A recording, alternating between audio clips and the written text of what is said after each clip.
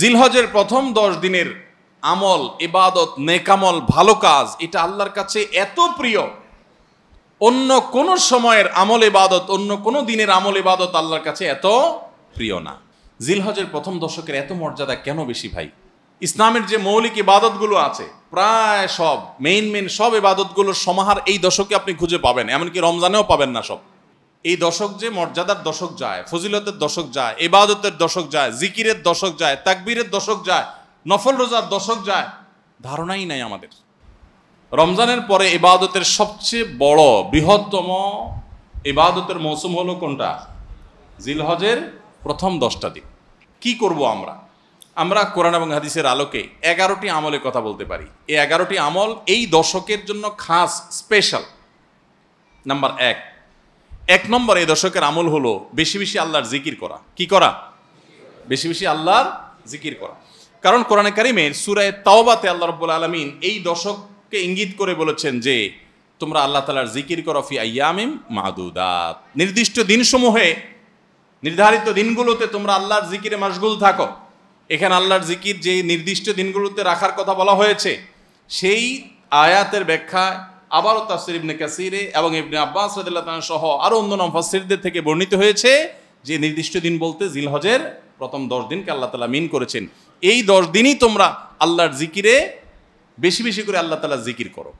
তাহলে জিকির শুধু না, পরিমাণে বাড়িয়ে বাড়িয়ে বেশি বেশি পরিমাণে জিকির করতে হবে এই দশকে। আল্লাহ তাআলার স্মরণ অন্তরে হবে, মুখে আল্লাহ তাআলার জিকির চলবে, কাজের মাধ্যমে জিকিরের আমল চলবে, অন্তরের স্মরণের মাধ্যমে, মুখে জিকিরের মাধ্যমে। কোরআনের তেলাওয়াত একটা জিকির, তাসবিহগুলো একটা জিকির, তাহমিদ আল্লাহর প্রশংসা একটা জিকির, এরকম যত জিকির আছে এই দশক হলো জিকিরের দশক। সবচেয়ে বেশি জিকির চলবে। সবচেয়ে বেশি কি চলবে? জিকির চলবে। দ্বিতীয়ত যে আমলটি চলবে তা হলো যে কোনো নেকামল, যে কোনো নেকামল। কারণ একটু আগে আমরা হাদিস শুনলাম যে নবী করিম সাল্লাল্লাহু আলাইহি ওয়াসাল্লাম বলেছেন মা মিন আইয়ামিন আল্লাহ আমালুস সালিহু ফিহিন্না আহাব্বু ইলাল্লাহ মিন হাযিহিল আইয়াম। এই জিলহজের 10 দিনের চাইতে অন্য কোনো দিনের নেকামল আল্লাহর কাছে বেশি প্রিয় না। মাস হিসাবে রমাদান সবচেয়ে সেরা, আর দিন হিসাবে খুচরা দিনগুলোর মধ্যে রমজানের বাইরে সবচেয়ে সেরা কোনটা? জিলহজের প্রথম দশক। রমজানের পরে মর্যাদার বিচারের সবচেয়ে বেশি মর্যাদাপূর্ণ দশক হলো এই দশক। এই জন্য এই দশকে আমল করলে আল্লাহর কাছে এত প্রিয় যে অন্য কোনো সময়ের আমল আল্লাহর কাছে এত প্রিয় না। এই জন্য এই দশকের দ্বিতীয় আমল হলো বেশি বেশি নেকামল করা। বেশি বেশি কি করা? নেকামল করা। রুটিন যে নামাজগুলো আছে, কাজগুলো আছে, সেগুলো বিশেষ ইহতিমামের সাথে করা। অন্য সময় আপনি নামাজে টুকটাক গাফলতি করেন, কিন্তু এই দশকে মোটেই করবেন না। অন্য দশকে আপনার ফজরের জামাত একটু মিস হয়, এই দশক মোটেই করবেন না। আগে থেকে ইহতিমাম থাকবে যে এই দশক কোনোভাবে ইবাদত থেকে আমি যেন দূরে না থাকি। আল্লাহ তাআলা আমাদের সবাইকে আমলের তৌফিক দান করুন। তাহলে 2 নম্বর আমল হলো বেশি বেশি নেকামল করা এই দশকে।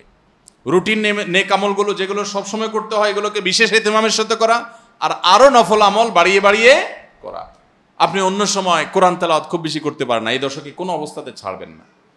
অন্য সময় তাসবিহ তেলাওয়াত খুব বেশি হয় না, এই দশকে কোনো অবস্থায় ছাড়বেন না। অন্য সময় নামাজে খুব বেশি খুশু ধরে রাখতে পারেন না, এই দশকে চ্যালেঞ্জ থাকবে যে ধীরস্থিরতার সাথে মনোযোগের সাথে নামাজ পড়বো। এভাবে নেকামলের কসরত করতে থাকবেন আল্লাহর প্রিয় পাত্র হওয়ার পথে। আমরা এগিয়ে যেতে চাইলে এই দশক, এই 10টা দিন আমাদের জন্য বিরাট বড় একটা সুযোগ। আল্লাহ আমাদের সবাইকে তৌফিক দান করুন।